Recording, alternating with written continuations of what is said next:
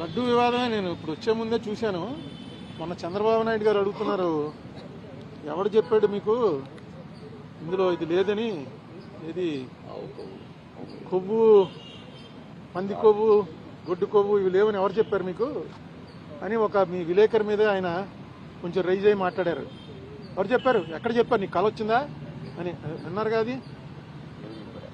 ఇదిగో వాళ్ళు వేసినటువంటి సిట్ రిపోర్ట్లో 20వ పేజీలో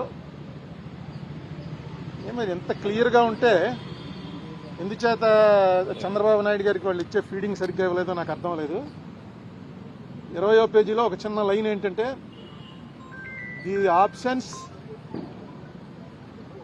the absence of cholesterol in the samples also suggests that the chances for presence of tallow, lard and fish oil are very low.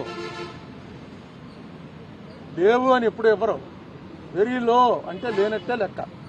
In the absence of cholesterol in the ghee samples అని క్లియర్గా వాళ్ళు వేసిందే. ఆ SIT ఆయన వేసిందే, supreme court దాంట్లో వాళ్ళు క్లియర్గా ఇచ్చారు.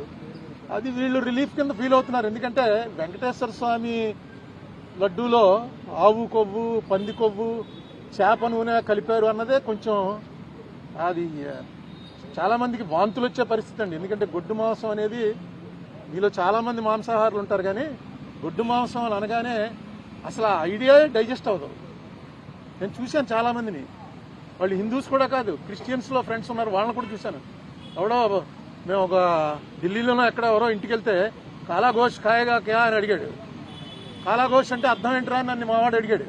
అంటే కాలా గోష్ అంటే గేదె మాంసం ఏంటుందిరా, కాలా అంటే గేదె కదా అని చెప్పి, గోష్ అంటే గొడ్డు మాంసం, కాలా గోష్ అన్నాడు. అనేటప్పటికి గొడ్డు మాంసం పెట్టేశాడా అని వామిటింగ్ వచ్చింది వాడికి. ఇదేంట్రా ఎంత నాకేం రాలేదు నీకు వచ్చింది ఏంటంటే, గొడ్డు మాంసం అలా పెట్టేస్తాడు రాయుడు అంటే, వాడేమో లేదు తింటారా అని అడిగాను, ఇంతే తప్ప పెట్టలేదు అని. నాకు అది చూసి ఆశ్చర్యపోయింది. ఇది జరిగి ఎప్పుడే 40 ఏళ్ళు అయింది. అటువంటిది మాటికి ఇందులో గొడ్డు మాంసం కలిగింది, పంది కొవ్వు కలిసింది, చేప కొవ్వు కలిసిందని. వెంకటేశ్వర స్వామి కదా, వెంకటేశ్వర స్వామి అంటే మనకు ఎవరికి గుర్తుండదు ఫస్ట్ ఎప్పుడు చూసామో. ఇప్పుడు కూడా వెంకటేశ్వర స్వామికి ఉన్నటువంటిది ప్రపంచంలో నాకు ఎక్కడా ఉండదు. ఆ రష్ నేను చూసాను, నార్త్ ఇండియన్స్ వచ్చి చూసి ఏంటిది రోజు కుంభమేళా ఇక్కడని, అంత జనం, అంత వెంకటేశ్వర స్వామి అంటే ఆ దాంట్లో అన్నిసార్లు అనకూడదు. అసలు నిజంగా జరిపిన వాళ్ళని శిక్షించడానికి ప్రయారిటీ ఇవ్వాలి. కానీ దీంట్లో నిన్న ఇంకో మాట అన్నాడు ఆయన, నాకు ఆశ్చర్యం వేసింది. ఇది అవినీతి కాదుట, హిందూ మతాన్ని నాశనం చేయటం కోసం పన్నిన కుట్రట. హిందూ మతం నాశనం అవటం, నాశనం అవడానికి చేయగలడా దీన్ని? అది కుట్రండి. ఎవడో తప్పు చేశాడు వాడిని పట్టుకోవాలి. ఇంకా కెమికల్స్ అవి ఉన్నాయంటున్నారు. ఆ కెమికల్స్ కూడా ఆయన ఇచ్చిన కంపారిజన్, మనం టాయిలెట్స్లో వాడే యాసిడ్లన్నీ తీసుకొచ్చి ఇందులో కలిపారని, ఏదో రకంగా ప్రజల్లో ఒక ఎవర్షన్ పుట్టించాలి. తిరుపతి లడ్డు అంటే అంత టేస్ట్గా తినే వాళ్ళకి ఆ లడ్డు చూడగానే ఇందులో ఏముందోరా బాబు అని అనిపించే భయం కలిగించాలని సీఎం లెవెల్ మనిషి అలా మాట్లాడటం కరెక్టే. నేను సీఎం గారి ఇంటికి వెళ్తే నాకు కప్పులో టీ ఇచ్చారు.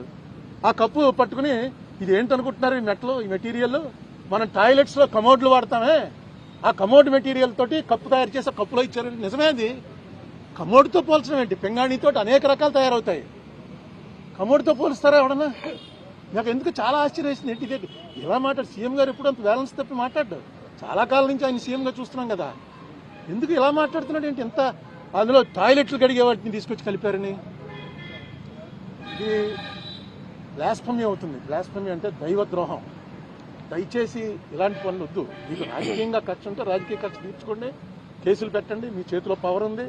ఎవరైనా ఇదేంటి వెంకటేశ్వర స్వామి మీద, వెంకటేశ్వర స్వామిని అన్పాపులో, ఎందుకంటే జగన్ క్రిస్టియన్ అనే, జగన్ క్రిస్టియన్ కాబట్టి క్రిస్టియన్స్ అందరూ కూడా వెంకటేశ్వర స్వామికి యాంటీ అయిపోయారా? అసలు ఏ స్ట్రాటజీ మీద వెళ్తారు? బీజేపీ వాళ్ళు కూడా ఇప్పుడు ఇలా మాట్లాడలే. బీజేపీ వాళ్ళు డైరెక్ట్గా మాది హిందూ పార్టీ అని చెప్పుకున్నా సరే వాళ్ళు కూడా ఎప్పుడు ఈ లెవెల్లో మాట్లాడరు. మరి చంద్రబాబు నాయుడు గారు పునరాలోచించండి, ఇది కరెక్ట్ కాదు. మిగతా చాలా విషయాలు ఉన్నాయి, తర్వాత చెప్తాను.